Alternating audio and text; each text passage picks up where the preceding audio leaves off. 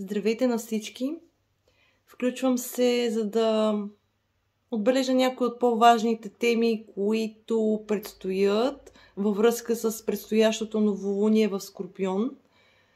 То ще се реализира на 1 ноември, когато всъщност започва новия календарен месец, но едновременно с това този път започва и новият лунен цикъл. Слънцето и Луната в Скорпион обединяват своето действие, своята енергия в посока на това да намерим онова нещо, което наистина правим със страст. Онова нещо, което извира от дълбочината на душата ни и което ни кара да се чувстваме удовлетворени. Да намерим нещото, което е точно и само за нас. Най-желаното от нас.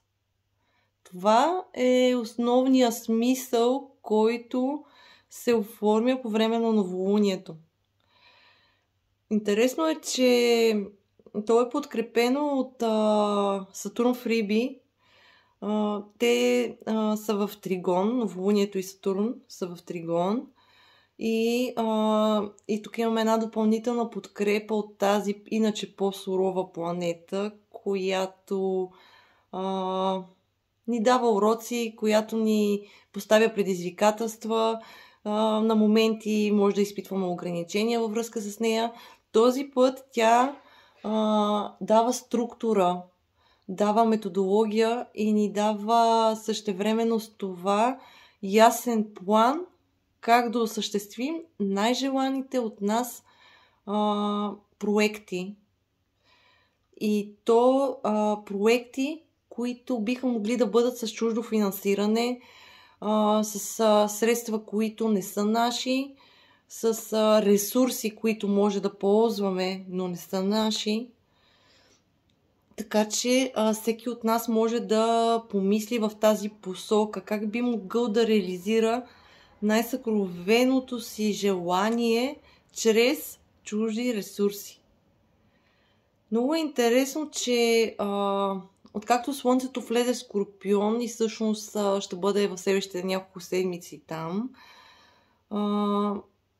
някак интуицията ни е по-засилена, вътрешния ни глас, вътрешните ни усещания и бихме могли да се възползваме максимално от това.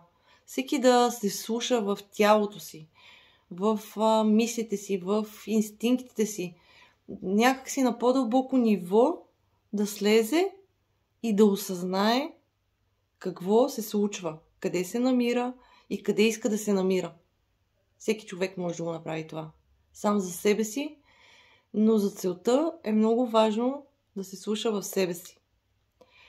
Друг важен акцент, който поставя новолунието Скорпион, всъщност е един доста интересен воден тригон между Нептун в Риби, Меркурий в Скорпион и Марс в Рак. Тези три планети си взаимодействат плавно и хармонично. Те са тук, за да ни кажат, че всъщност думите трябва да бъдат подплатени с дела. Че освен да говорим, да мислим, ние трябва и да действаме.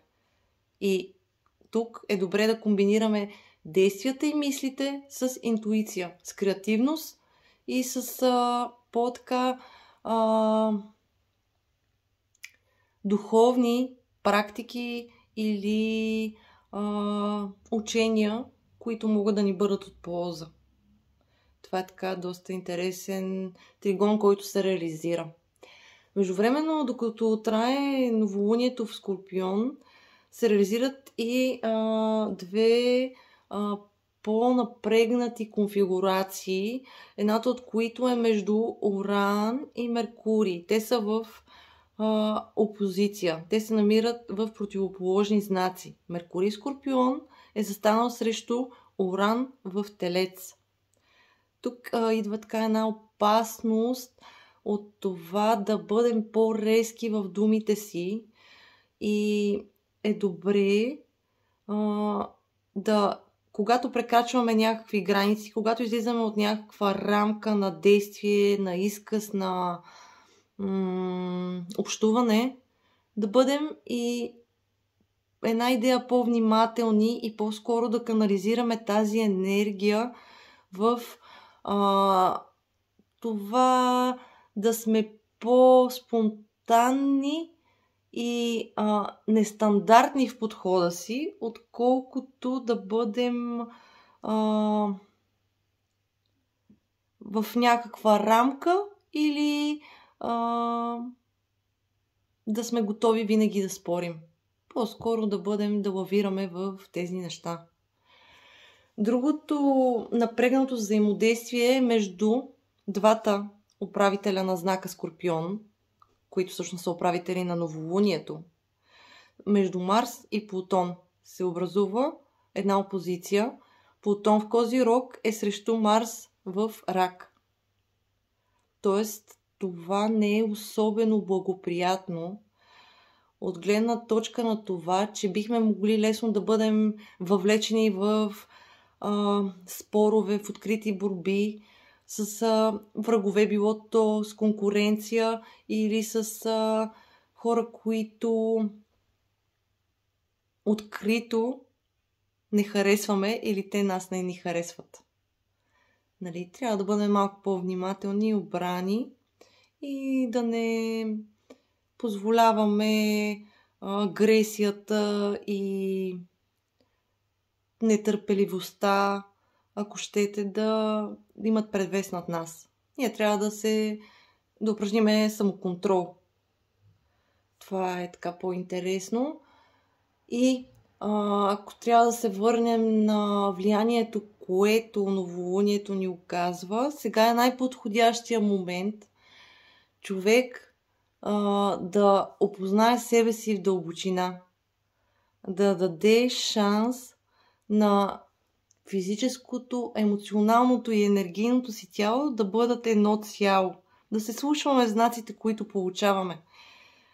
Било то за здравето, било то за кариерата или за партньорството, независимо в кой аспект от живота ни, да синхронизираме вътрешните си усещания, за да можем да бъдем най-автентични, да бъдем себе си и да правим това, което е най-добро за нас в този момент. Това е смисълът.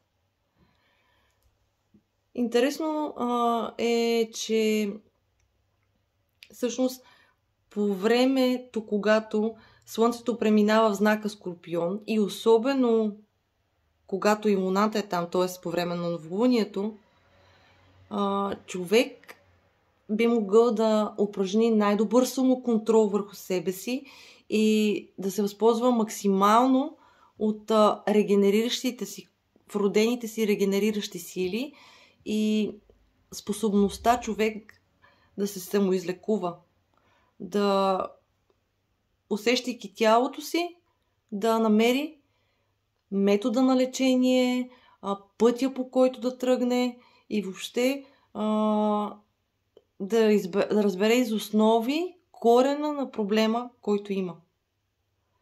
Тоест, хора, слушайте се в себе си. Слушайте най-вече себе си и бъдете здрави. Това беше от мен.